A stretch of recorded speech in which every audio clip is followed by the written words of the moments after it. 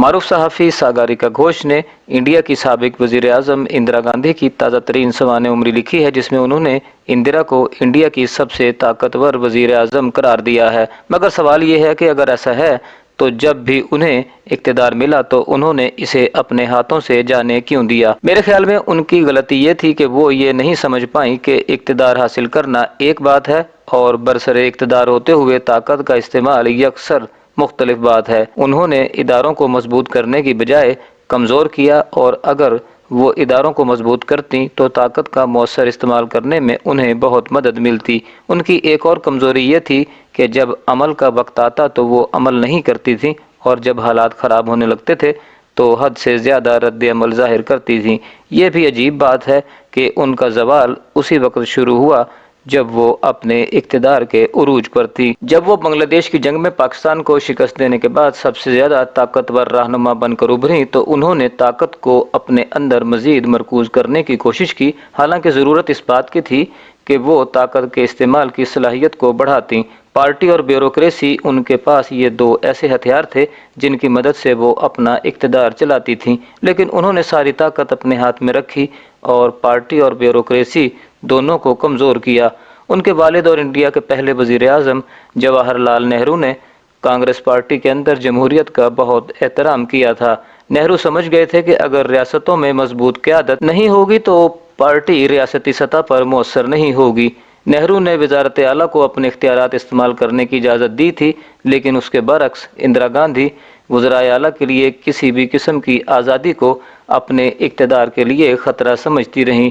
صورتحال اس وقت مزید خراب ہو گئی جب انہوں نے پارٹی کو خاندانی معاملہ بنا کر وہ حقوق اپنے بیٹے سنجے کو دے دیے جن کی پارٹی کے آئین کے مطابق کوئی جگہ نہیں تھی۔ اس کا نتیجہ یہ ہوا کہ جب 70 کی دہائی میں جے پرکاش نارائن کی قیادت میں ان کی پالیسیوں کے خلاف تحریکیں شروع ہوئیں تو پارٹی ان کا مقابلہ کرنے کی پوزیشن میں نہیں تھی۔ اس بحران کا سامنا کرنے کے لیے انہوں نے ایمرجنسی کے نفاذ کا اعلان کر کے مزید طاقت حاصل کرنے کی کوشش کی۔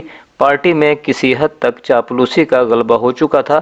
اس کا اندازہ اس بات سے لگایا جا سکتا ہے کہ اس وقت کے کانگریس صدر دیو کانت بروا نے یہ نعرہ دیا تھا کہ اندرا انڈیا ہے اور انڈیا اندرا ہے۔ بیوروکریسی بشمول پولیس کو اپنا کردار مؤثر طریقے سے سر انجام دینے کے لیے کچھ خود مختاری کی ضرورت ہوتی ہے تاکہ وہ خود مختاری کے ساتھ قواعد کے مطابق کام کر سکے اور ساتھ ہی اداروں پر بھی کنٹرول قائم رہے۔ لیکن اندرا گاندھی ایک وفادار سول سروس اور انڈین جمہوریت کے لیے اس سے بھی زیادہ خطرناک ایک وفادار عدلیہ چاہتی تھیں۔ واضح طور پر وہ یہ چاہتی تھیں کہ بیوروکریسی اور عدلیہ ان کے ساتھ وفادار ہو، نہ کہ آئین کے ساتھ، جیسا کہ ہونا چاہیے تھا۔ لیکن بنگلہ دیش کی جنگ کے بعد اندرا گاندھی کسی حد تک بدقسمت رہیں۔ بین الاقوامی سطح پر تیل کی قیمتوں میں اضافہ ہوا جس سے تجارتی توازن بگڑ گیا، ساتھ ہی مونسون نے کسانوں کو نقصان پہنچایا اور زراعت بھی اس سے متاثر ہوئی، اور ان سب عوامل نے مل کر تباہی مچا دی۔ بیوروکریسی بھی چاپلوسی سے اس قدر متاثر ہوئی کہ وہ ان تمام مسائل سے نمٹنے کے لیے مکمل طور پر عاجز تھی۔ اس کے علاوہ اسی وقت اندرا نے معیشت میں تحفظ پسندی کو اس قدر فروغ دیا کہ سرخ فیتہ شاہی یعنی ہر معاملے میں رکھنے ڈالنے کی پالیسی نے انڈیا کی ابھرتی ہوئی صنعت کا گلا گھونٹ دیا۔ بینکوں کو قومی تحویل میں لینے کے عمل نے کاروباری گھرانوں کا کنٹرول ان سے چھین لیا، لیکن اگر اندرا نے اسی وقت بینکاری میں اصلاح کی ہوتی تو بینک بھی کسانوں کو قرض خواہوں کے چنگل سے بچانے کے اندرا کے مقصد کو پورا کرنے کے لیے بہت کچھ کر سکتے تھے۔ اندرا نے بیوروکریسی کو جو نقصان پہنچایا سو پہنچایا، مگر ان کی پارٹی نے ایمرجنسی کے دوران اس کے زوال میں مزید حصہ ڈالا۔ بیوروکریسی کی کمزوری کی وجہ سے مقامی حکام نے ایمرجنسی کے دوران خاندانی منصوبہ بندی اور کچی آبادیوں کو صاف کرنے کی پالیسیوں پر عمل درآمد کی پوری کوشش کی۔ پارٹی میں چھائی ہوئی چاپلوسی کی کوئی حد نہیں تھی اور کسی میں ہمت نہیں تھی کہ وہ اعلیٰ کمان کو زمینی حقیقت سے روشناس کروا سکے۔ سن 1977 میں ایمرجنسی کے بعد ہونے والے انتخابات میں شکست کے بعد اندرا نے دوبارہ اقتدار حاصل کرنے کے لیے شیرنی کی طرح جدوجہد کی اور 3 سال بعد وہ اس میں کامیاب ہوئیں، لیکن اس کے بعد ایک بار پھر ان کی تمام تر توجہ طاقت اپنی ذات میں مرکوز کرنے پر ہو گئی۔ اس بار سب سے پہلے انہوں نے پنجاب میں اپوزیشن کی حکومت کو کمزور کرنے کی کوشش کی اور سنت جرنیل بھنڈراوالا کو حکمران اکالی دل کی مخالفت کرنے کے لیے حوصلہ دیا۔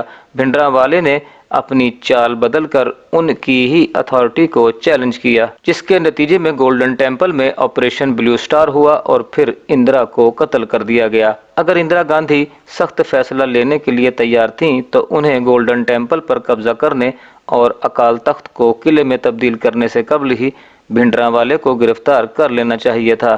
پنجاب کے بحران کے دوران انہوں نے کشمیر میں فاروق عبداللہ حکومت کو بھی غیر مستحکم کیا۔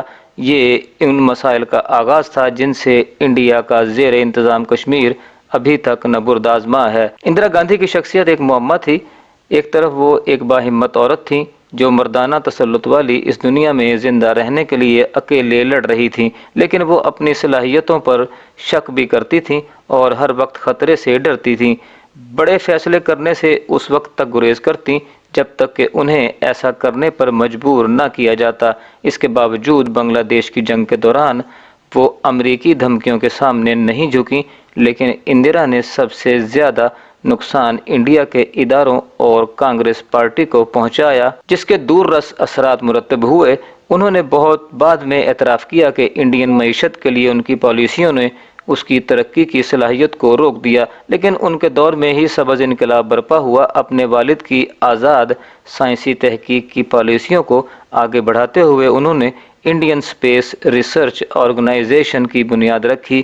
اندرا اپنی فطرت سے محبت کرنے والی تھیں اور اسی وجہ سے انہوں نے شیر جیسے شاندار جانور کو معدومیت کے خطرے سے بچانے کے لیے پروجیکٹ ٹائیگر شروع کیا۔ اسٹاک ہوم میں اقوام متحدہ کی ماحولیاتی کانفرنس میں اپنی مشہور تقریر میں اندرا پہلی شخصیت تھیں جنہوں نے غربت کا مقابلہ کرنے اور ماحولیات کے تحفظ کے درمیان رشتہ واضح کیا، لیکن شاید سب سے بڑھ کر اندرا نے انڈیا کے غریبوں کو آواز دی۔